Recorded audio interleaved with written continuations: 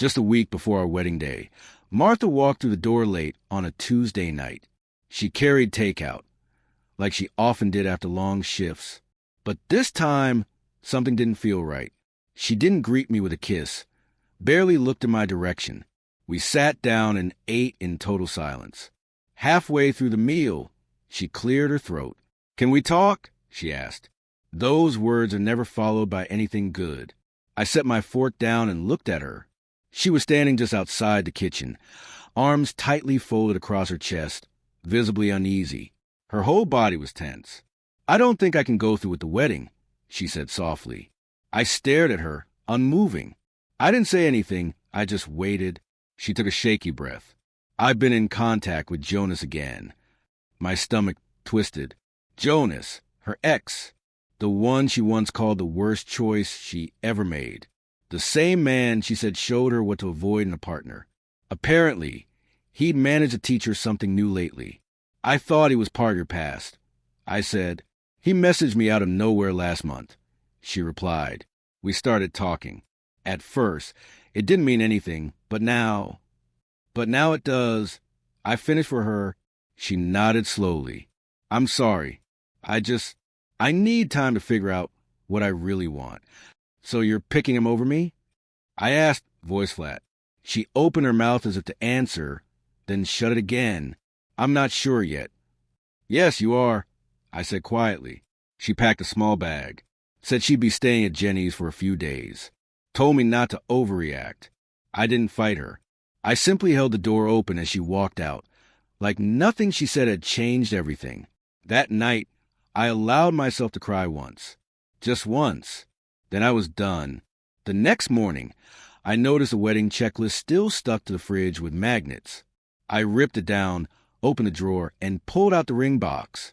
Sat there, holding it in my palm like it was ticking. And just like that, I knew exactly what needed to happen. By Friday, I had it all planned out. First, I called the venue, told them the wedding was canceled. They offered sympathy, but not a refund. The deposit was gone.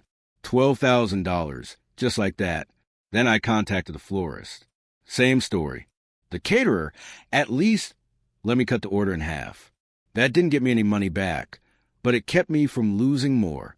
Next, I took the ring. A custom-made platinum band with a 1-carat emerald-cut diamond and 2 sapphires on either side. Exactly what Martha had dreamed of. I'd spent just over $11,000 on it. I brought it to a trusted local jeweler. They cleaned it up, inspected the stone, and made an offer, $6, $800 cash on the spot. I didn't even blink. I accepted. I walked out with the envelope tucked in my coat pocket. It didn't feel like revenge, but it felt like forward motion. That night, the phone call started. The first came at 9:12 p.m. By midnight, I had 10 missed calls and 4 texts from her. "Where's the ring? We should talk about it. It was expensive. Maybe we could still sell it." I didn't reply.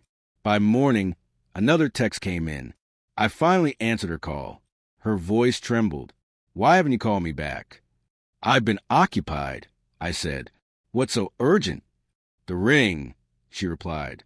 "My mom's worried about the insurance and everything. I thought maybe we should talk about it. Maybe you should return it, or we could decide together what to do with it." "No need," I said. "I already sold it." Silence. "You what?" she asked, stunned. "I sold the ring," I repeated. "You did that without even consulting me," she snapped. "You left, Martha. You made your choice. That ring represented a future you walked away from. But it was expensive." "I know. That's why I sold it." She wasn't finished. "You should have told me first." "Told you what?" I asked, my voice steady. "You walked out without hesitation. That ring was a symbol of us. But you ended that. So the symbol doesn't mean much anymore, does it?" She went quiet. Then came the twist I expected. "My mom said we could have sold it together. Or maybe kept it. For sentimental reasons." "Sentimental?" I scoffed. "For an engagement you threw away to reconnect." The Honeymoon resort had reached out. They were confirming my check-in. Everything had already been paid for. No refunds allowed. 6 nights in a luxury suite overlooking the ocean in the Bahamas. The couple's getaway that was supposed to mark the beginning of our new life together. For a brief moment, I considered canceling and just taking the hit. But then I picked up my phone and called Derek. Derek and I went way back. College roommates, brothers in all but blood. He never made a fuss unless something actually mattered. I hadn't filled him in on the breakup yet. When I finally did, there was a long silence, then a slow stream of stunned questions. He didn't need every messy detail, just the essentials. Martha was gone, the wedding was canceled, and I wasn't going to sit around watching thousands go to waste. I forwarded him the email confirmation. He responded within minutes. I'm in. Just tell me what to pack. No pity, no questions, no hesitation. The next morning, a message came in from an unfamiliar number. It was Martha. I know things are tense between us right now, but the honeymoon's paid for. It'd be a shame to waste it. Jonas, and I could go instead. Clear the air, move forward. Think of it as closure. Closure? She wanted a free vacation with her ex, paid for by the man she left behind. As some kind of peace offering, I sent one reply. Reservations in my name. It's non-transferable. I'll be going with someone who didn't abandon me a week before our wedding. After that, I let silence speak for me. Boarding passes are louder than words. Her calls kept coming. I ignored everyone, but the bridal boutique didn't. A woman from the shop called. My name was still listed as an alternate contact. They'd been trying to reach Martha about her final payment. She owed $1,200, and if they didn't get by week's end, it would be sent to collections. I told them plainly she wasn't my fiancée anymore, and I wasn't responsible. They mentioned they'd already emailed and called her, but everything bounced. Voicemail full, emails unanswered. I gave them her updated number and said not to contact me again. That was the last I heard from the dress shop. The next day, I got a voicemail. Her voice cracked as she spoke. Arthur, I didn't expect the boutique to come after me like this. They're threatening my credit. My parents are furious. Jonas is trying to help, but none of us thought it would get this bad. I didn't mean for everything to spiral like this. Please call me. I didn't. Not out of spite. I used to care deeply. But when someone throws a grenade into your life, you don't run back in to shield them from the fallout. That weekend, Jenny reached out. Martha's falling apart. Her family's blaming her. Jonas isn't helping. She's under so much pressure. I read it twice, then deleted it. People only break when the consequences they thought would never reach them finally arrive. The next time my phone rang, I switched it off. I'd had enough of conversations that lacked apologies and ended in guilt tripping. The unraveling came quietly. A few mutual friends reached out, offering sympathy. Some knew what happened. Most didn't. I let the story tell itself. I didn't throw Martha under the bus, but I didn't cover for her either. Word eventually got back to me that she was telling people I had been distant, emotionally checked out, that she tried to make it work, and that reconnecting with Jonas just happened. Sure, 1 week before our wedding. Coincidental timing, right? Jenny messaged again. I think Martha's realizing what she lost. She might actually miss you. I left it on read. Realization is a redemption. It's regret delivered too late.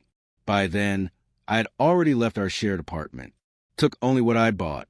Left what wasn't mine. Moved into a quiet one-bedroom on the other side of town. Clean, peaceful, and untainted by old memories. One evening, while unpacking, I stumbled upon a box. Inside was the wedding planning binder. Out of habit, I flipped through it. Sketches of her dress, catering notes, the honeymoon itinerary. I didn't feel angry or sad. Just done. I kept only one page. A list I had made the morning after she left. A full breakdown of every cost I had eaten. Deposits. Bookings. The ring. It wasn't about revenge. That page was my proof that when life sucker punched me, I didn't fold. I tucked the paper back into the box and slid it to the back of the closet. Not out of bitterness. Out of clarity. 6 months passed with a clean kind of silence. I didn't chase flings. I didn't look for distractions. I threw myself into work, got back into the gym, picked up freelance gigs I'd shelved. I spent time with Derek. Our trip? Surprisingly perfect. sun, surf, and not one word about Martha. Eventually, word filtered through mutuals. She started paying off the dress in small monthly installments. Her parents had refused to help. Jonas, too.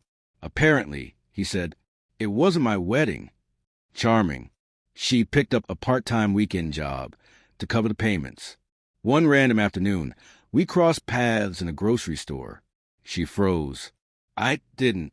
Arthur, she said softly. Martha, you're looking well. Thanks, she replied. Then she hesitated. You seem happy. I gave her a small nod. I am. She looked like she wanted to say more. But what could she say that would change anything? She gave a slow nod and stepped aside. I walked past, didn't glance back. On the drive home, windows down, bags in the back seat, I didn't feel sad or angry. I felt finished.